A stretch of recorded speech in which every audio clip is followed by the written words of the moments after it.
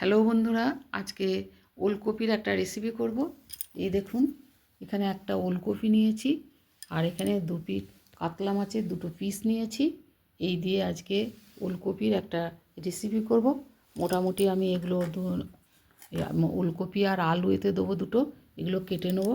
মোটামুটি এখানে পেঁয়াজ, আদা, রসুন, ধনেপাতা নিয়ে নিয়েছি।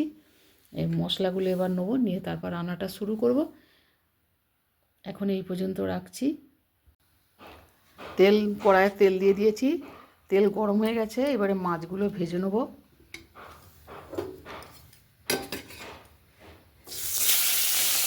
খুব বড় বড় পিস, বড় কাতলা মাছ।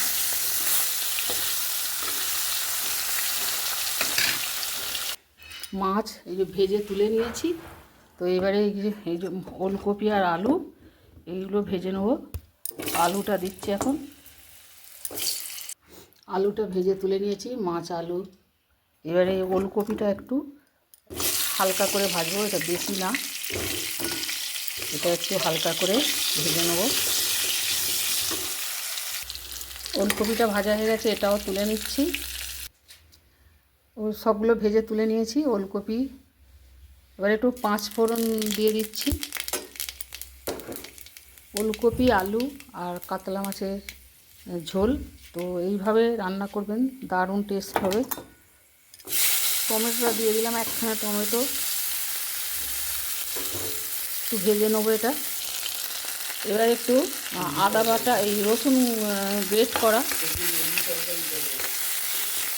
কপি, এই রসুন গ্রেট করা।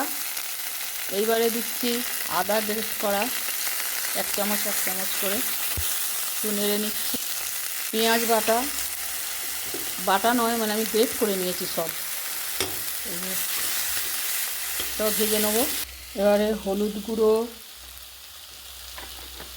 যা যা গুঁড়ো মশলা দিই সেগুলো সব দিয়ে দেবো। এগুলো লঙ্কার গুঁড়ো, তারপরে জিরের গুঁড়ো,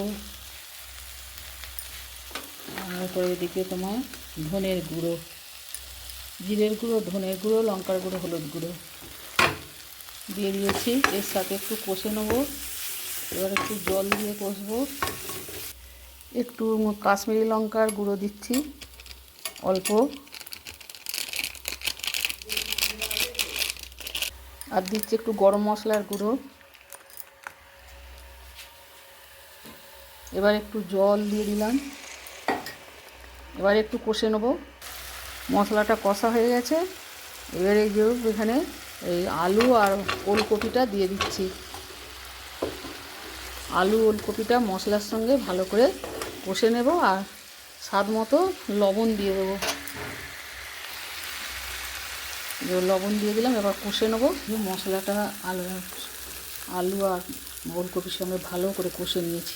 এবারে জল দিয়ে দিচ্ছি সেদ্ধ হবার মতো। ওলকপি একটু সেদ্ধ হয়, সেদ্ধ হতে সময় লাগে। জল দিয়ে দিলাম, এবার ওটা সেদ্ধ হবে। ভাজা মাছগুলো এখানে দিয়ে দিলাম। এবার মাছটা দিয়ে আবার ফুটিয়ে নেব।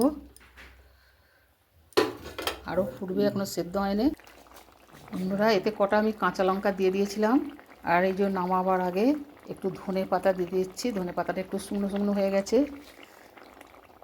তো